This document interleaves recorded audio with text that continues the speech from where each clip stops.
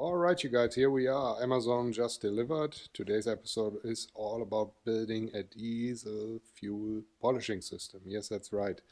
We got a new boat, has an M25 XP universal diesel in it, so basically a Kubota blocks, the D950. And a 40 bypass valve as the injector there, that bleed valve. So I swapped that out. The boat is sitting in a cradle, not moving right now at all, so it's sitting steady.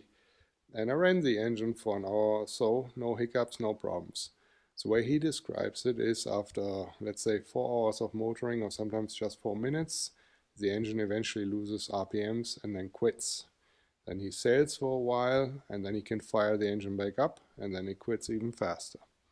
So I'm thinking diesel bug, potential algae bloom in the diesel tank, and therefore we're building here a polishing system today. And yeah, let's dig right in and see what Amazon delivered. Let's get the components out.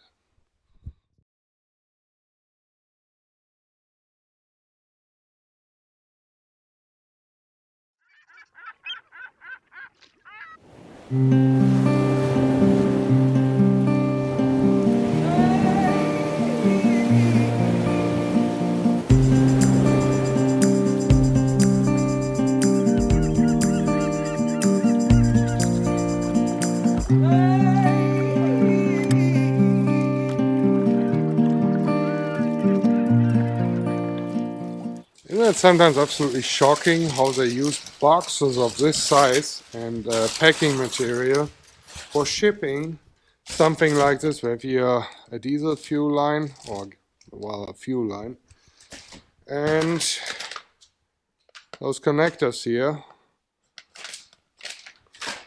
and this. So it's basically to go from one fuel line size to another. And what else? Another tiny, oh yeah, gasket for the fuel probe. And guys, that's it. Such a big box just for that. Let's keep going. Boxes over boxes. So in the smaller box here, we had this additive for diesel fuel. This will prevent algae bloom in the diesel force going. So we'll use that once we are somewhat clear, I figured. So let's see what we have in here.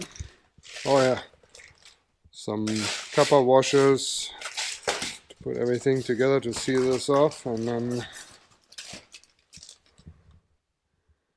those little hookups for the fuel lines. Well, and here is the pump. I actually ordered for the boat. A fuel transfer pump, assuming this might be part of the problem, but the transfer pump is actually working good, so we will use this fuel transfer pump now for our polishing system.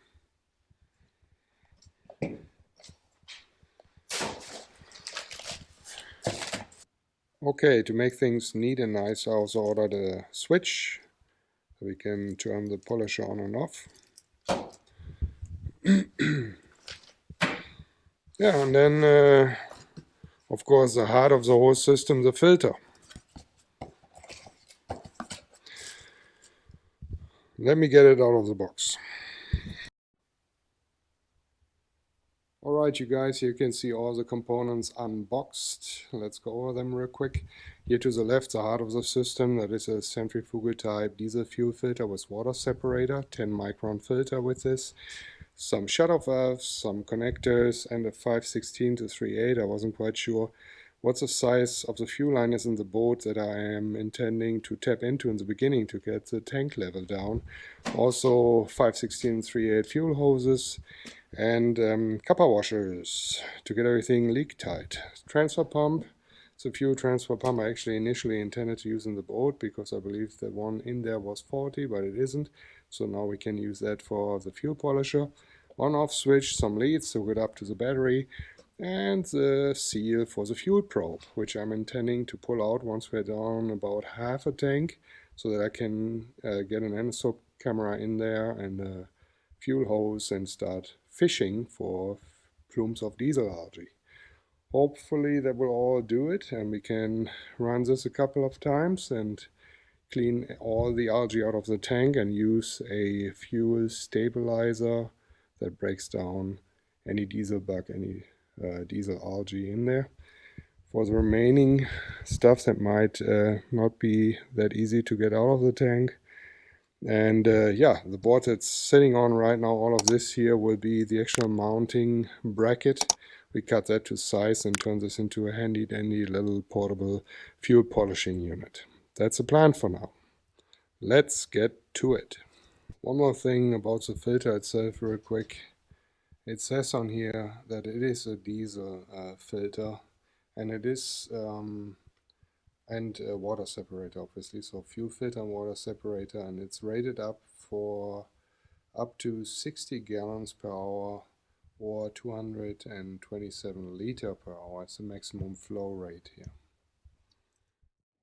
I purposefully designed the footplate of the unit wide enough to place it on top of a wide bucket. And then there's a hole in the middle, as you can see, and the drain hose runs straight through that, so that allows you to drain the bottom of the filter housing every now and then when there's too much schmutz accumulating in there.